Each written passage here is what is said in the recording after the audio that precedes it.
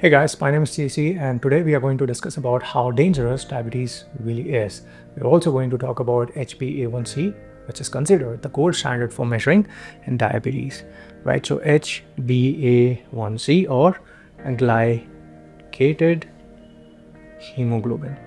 Now, before we go into the details of what HbA1c is, we must understand what glycation really is. If you have ever baked something, any food, which is a combination of starch plus protein, which could be, let's say, bread, meat, or anything on high heat, you would notice this browning color. This browning color or this browning effect is basically glycation. And this happens when amino acids combine with glucose or simple sugars. And this reaction is called Maillard reaction. Now, glycation is a pretty normal process in the body, along with what we also refer to as glycosylation, which is an enzymatic reaction, unlike glycation, which is non-enzymatic. So both glycation and glycosylation are pretty normal processes in the body. And basically, the problem happens when glycation levels exceed healthy levels. So when we talk about HbA1c, basically what we are talking about is glycated hemoglobin. And why does hemoglobin glycate? Let's try and understand that. Okay, so let's cover some basics. Obviously, you have this blood vessels and you have trillions of cells that need glucose, and out of some of these cells, like you have adipose cells, you have skeletal cells, you have neurons, which have different mechanisms to get glucose inside them. You also have red blood cells, and unfortunately red blood cells do not have a nucleus, they don't have mitochondria. And let me draw a red blood cell, so it's like a flying saucer. And so you have these red blood cells which cannot burn free fatty acids for fuel, so they rely 100% on blood glucose. Right, and so they also use what we refer to as GLUT1 transporters, which readily allows glucose to just diffuse into them. Right, so these are your red blood cells, and we need red blood cells because red blood cells have hemoglobin, which carries oxygen.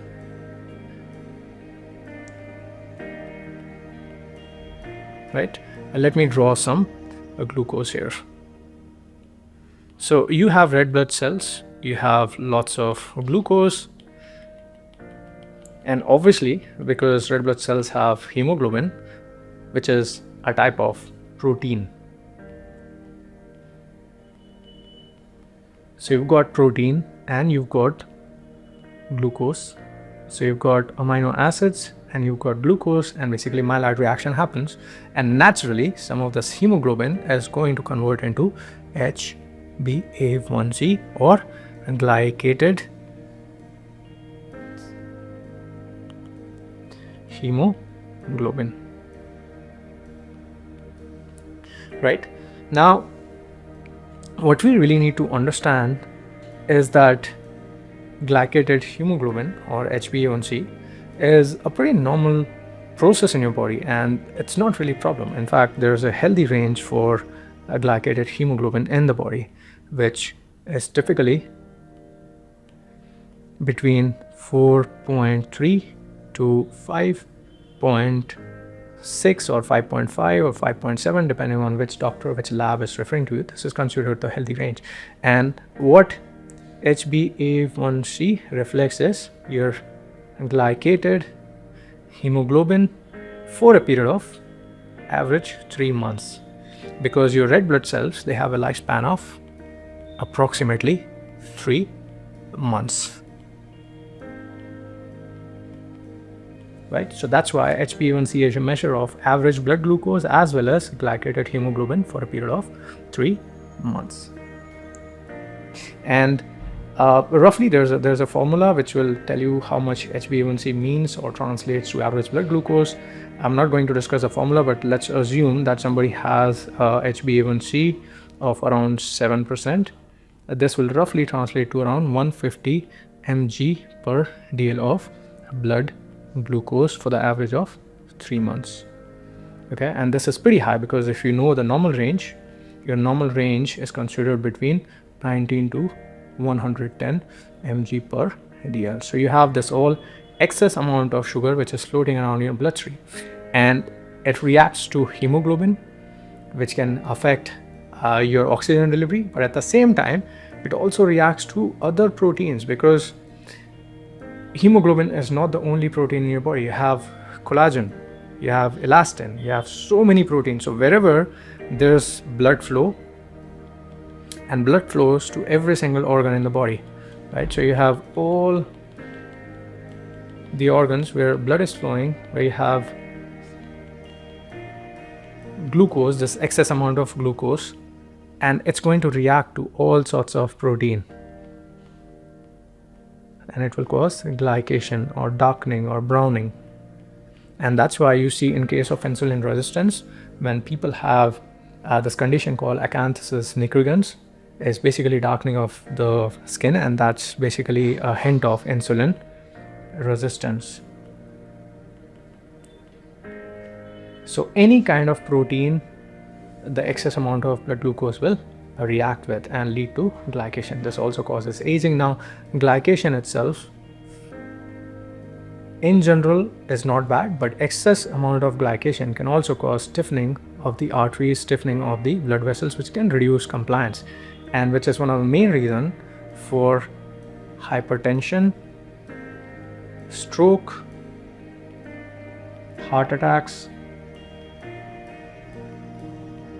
kidney damage, brain damage,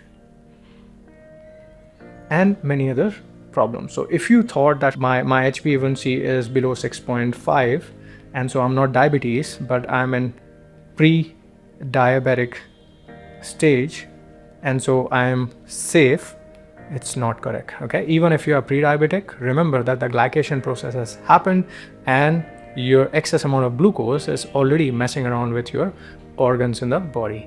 Okay, so when you are diabetic, obviously the process gets worse and worse, but even if you are not diabetic, you are still at the risk of hypertension, stroke, heart attack, kidney and brain diseases, primarily because of elevated amount of circulating blood glucose, right?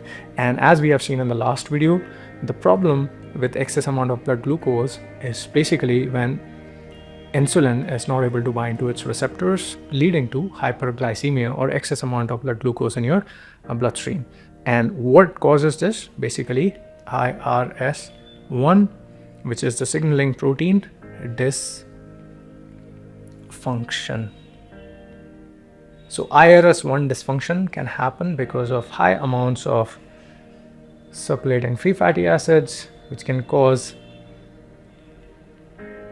inflammation. It can cause mess with signaling.